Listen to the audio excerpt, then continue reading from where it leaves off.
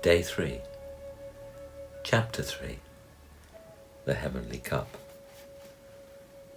The two kings followed the daughters of heaven up the hill in silence, sharing a gloomy glance to one another as they waded through the long grass. It was then that the light became brighter before them.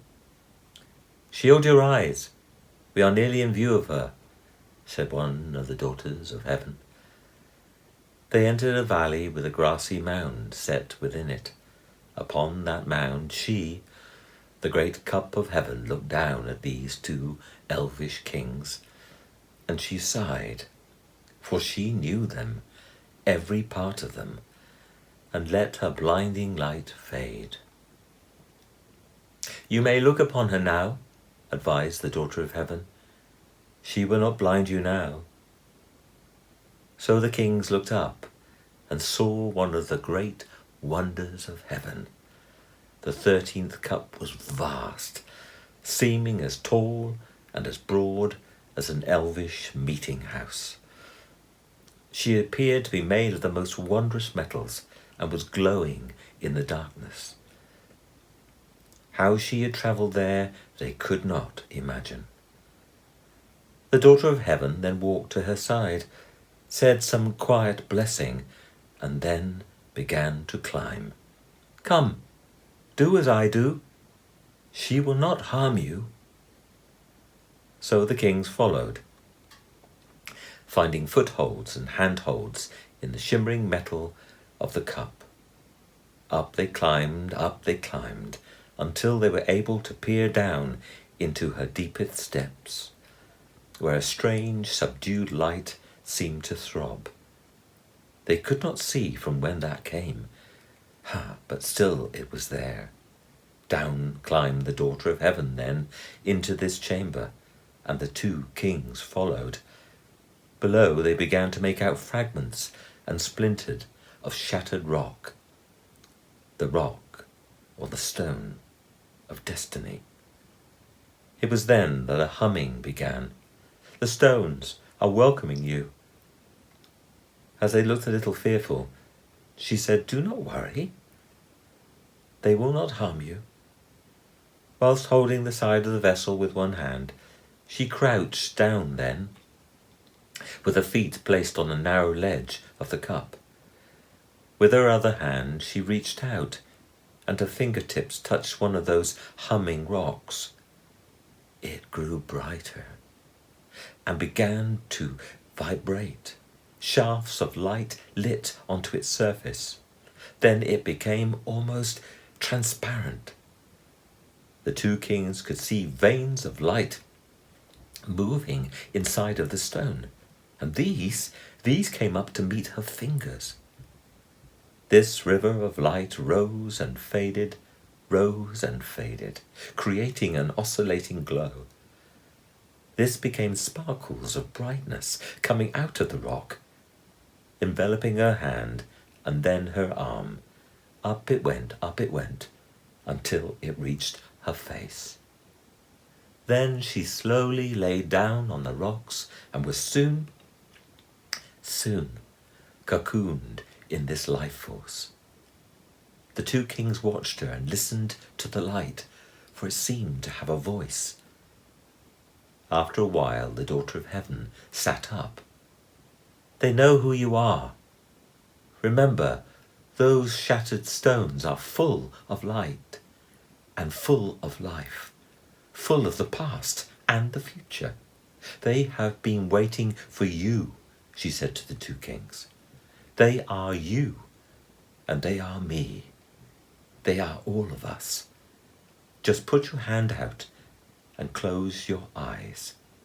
My friends, trust." So they did, just as she bid.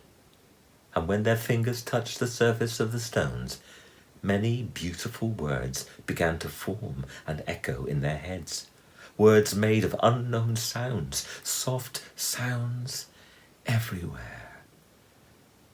Their thoughts realized the sensation of touch, and the stones were shimmering light into their hands. It seemed to reach to their very bones, and then then went to the center of their hearts, where the golden casket lives in all of us. Time became timeless.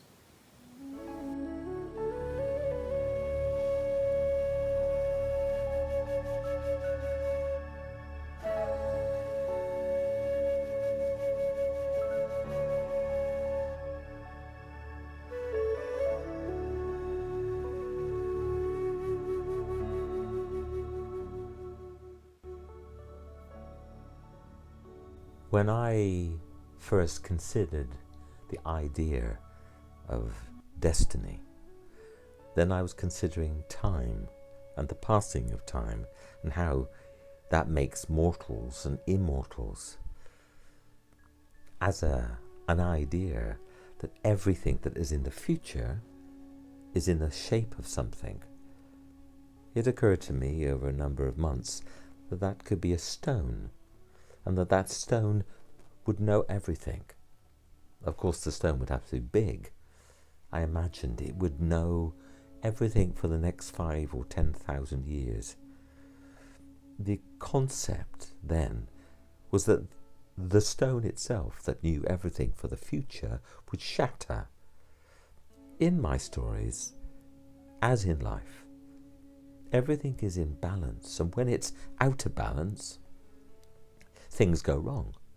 So it was quite obvious to me at that point of the concept of time in a stone. To have a balance, there must be an opposite. So if the future was meant to be the light, all the good things that happen to us, that help us to develop, then there must be a shadow destiny, a shadow time. And what would the creators do with that, and where would they hide it? So I decided in the end the best place to hide it was inside the stone, where it would be safe. The following concept was that somebody would cause that stone to shatter, and when it shattered, my idea would be that the stone was so intelligent, knowing so much, that when it shattered in the most perfect way, knowing exactly how many pieces it would be, where those pieces would land, and who would find them. It knew everything. In my story, in heaven, that I call Audemars, the daughters of heaven are instructed to find every stone, every fragment. And when they do that, there may be a chance to put the future back together so that we can have our destiny, so that we can always be on the right path, because all of us know when we're not doing what we should be doing.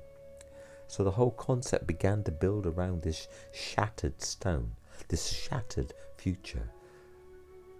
And for my characters to be finding the last pieces, so that although the first 4 chapters of the 9 books are set a long time ago,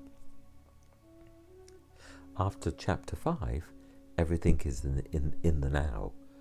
The finding of the last pieces, the battle with the Lord of the Shadows, and how the light could be destroyed, our futures destroyed. And it's as simple as that, really. So the 13th cup is the last cup to be filled. And these 2 kings are there to find not only these stones, but a gift. But I'll not tell you what that is now. So that's the backstory, which is, for you.